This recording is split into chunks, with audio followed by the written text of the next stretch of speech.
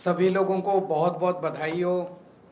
देश के युवाओं ने एक अहंकारी सरकार को झुका दिया और धर्मेंद्र प्रधान जी को इस्तीफा देना पड़ा जनता के सामने।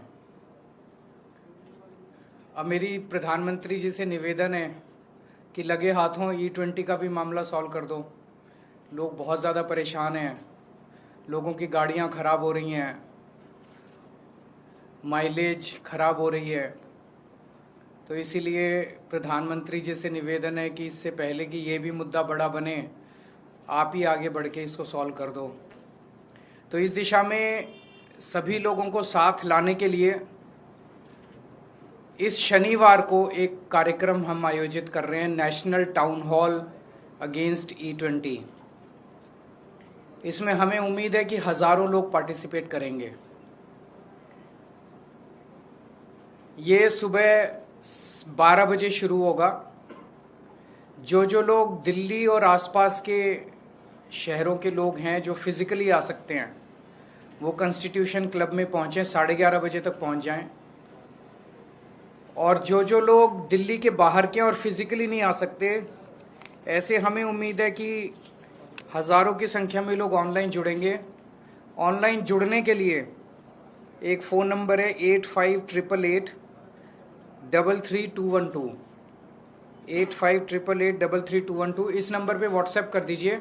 हम शुक्रवार को शाम तक आपको एक लिंक भेज देंगे। आप अगले दिन सुबह 11:30 बजे के बाद किसी भी टाइम उस पर लिंक पे क्लिक करेंगे तो आप ऑनलाइन हमारे साथ जुड़ सकते हैं। इस टाउन हॉल में हमारी उम्मीद है कि हम इस इशू पे इंटरेस्ट रखने वाले सभी एक्सपर्ट्स को, सभी पीड़ितों को, जो लोग दुखी हैं इस मुद्दे से, जिनकी गाड़ियां खराब हो गई हैं, जो इस मुद्दे में इंटरेस्ट रखते हैं, एक्सपर्ट्स हैं, सब लोगों को एक प्लेटफॉर्म पे लाके सबको बोलने का मौका देंगे। और आगे की रणनीति तय होगी कि इस मुद्दे पे सरकार को कैसे फोर्स किया जाए कि सरकार इस E20 को विड्रॉ करे। तो मेरी लोगों से विनती है कि ज़्यादा से ज़्यादा संख्या में इसमें पार्टिसिपेट करें। फिजिकली आना चाहें फिजिकली भी कर सकते हैं, और वर्चुअली आना चाहें वर्चुअली भी पार्टिसिपेट कर सकते हैं। अगर आपका कोई प्रश्न है तो आप बता सकते हैं। सर, आपने कहा कि इससे पहले कि यह मुद्दा बड़ा बने, सरकार से अपील की, क्या आप लोग नेशन वाइड इसको लेकर प्रोटेस्ट की? सब कुछ करेंगे। अभी ये शुरुआत है, बीच में हो गया था। आपको याद होगा मैंने एक ऑनलाइन पिटीशन भी शुरू की थी प्रधानमंत्री के नाम। उसमें 2 लाख से ज़्यादा चिट्ठियाँ आ चुकी हैं, जिसको लेके अगले हफ्ते मैं प्रधानमंत्री के घर भी जाऊंगा, लेकिन वो इसके बाद, शनिवार के बाद। तो अभी शनिवार को इसमें ज़्यादा से ज़्यादा लोग पार्टिसिपेट करें।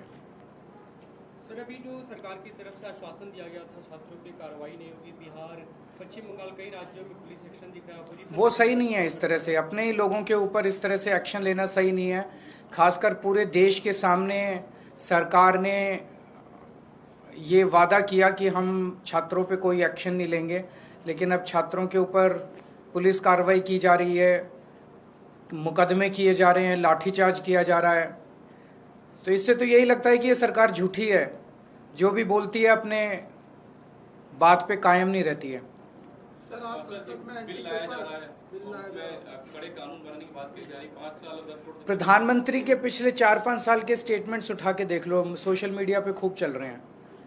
2 साल पहले प्रधानमंत्री ने पार्लियामेंट में ही बोला था कि हम ऑलरेडी कड़े कानून बना चुके हैं। फिर जो 2024 का मास्टरमाइंड था, उसको इन्होंने बड़े तामझाम के साथ गिरफ्तार करवाया। गिरफ्तार कराने की 3 महीने में उसको बेल करा दी, और अब पिछले हफ्ते CBI ने उसकी क्लीन चिट देके उसका मुकदमा वापस ले लिया। तो अगर नीयत ही नहीं है सरकार की, प्रधानमंत्री जी की नीयत ही नहीं है पेपर लीक रोकने की, प्रधानमंत्री जी की नीयत ही नहीं है माफिया के खिलाफ एक्शन लेने की, तो जो मर्जी कानून बना लो। कानून बनाने से क्या होता है? और अगर नीयत हो तो कानून तो ऑलरेडी बहुत है। अगर आपने उनके खिलाफ एक्शन लेना है तो ऑलरेडी बहुत कानून है जिनके अंदर उनको सजा दिलाई जा सकती है। लेकिन फिर भी कड़े कानून और बनते हैं तो हम उसका स्वागत करते हैं, उसमें कोई दो राय नहीं है। लेकिन पहले नीयत होनी चाहिए उनको पकड़ के जेल में डालने की, उनको कड़ी से कड़ी सजा दिलवाने की। Thank you. सर, पंजाब के शिक्षा मंत्री को लेकर सवाल खड़े हो रहे हैं कि पंजाब में पेपर चोरी हुई और उसको हटाया नहीं जा रहा। ये 10 साल हमारी दिल्ली में सरकार रही, एक भी पेपर लीक नहीं हुआ। 5 साल से हमारी पंजाब में सरकार है, एक भी पेपर लीक नहीं हुआ। ये बात इनको चुभ रही है बहुत बुरी तरह से, और ये देश के सारे देश के सामने है कि भारतीय जनता पार्टी के हर राज्य के अंदर पेपर लीक हो रहे हैं, और आम आदमी पार्टी की 2 राज्यों में सरकार बनी, एक भी पेपर लीक नहीं हुआ। ये जिस पेपर के बारे में आरोप लगाया जा रहा है, 2 सेंटर्स के अंदर कुछ बच्चे स्मार्ट पेन लेके अंदर चले गए, स्मार्ट पेन के जरिए उन्होंने बाहर पेपर की स्कैनिंग करके फोटो बाहर भेजने की कोशिश की ताकि बाहर से उनके आंसर्स आ सकें, चीटिंग करने की कोशिश की। वो 10-12 बच्चे जो भी थे वो उसी टाइम वहीं पकड़े गए, कोई पेपर लीक नहीं हुआ है। तो ये झूठा आरोप लगा रहे हैं पेपर लीक हो गया, पेपर लीक हो गया, क्योंकि इनके पास कुछ कहने को नहीं है। आम आदमी पार्टी की पंजाब सरकार में जब हमारी 2022 में सरकार बनी, उसके पहले वाले साल में 27वें नंबर पे था पंजाब शिक्षा के क्षेत्र में, 27th नंबर। आज नंबर 1 आ गया केरला को पीछे छोड़ के। तो जो शानदार काम शिक्षा के क्षेत्र में हुआ है उसको कलंकित, उसके ऊपर गलत वो आरोप लगाने की कोशिश की जा रही है। पंजाब से जुड़े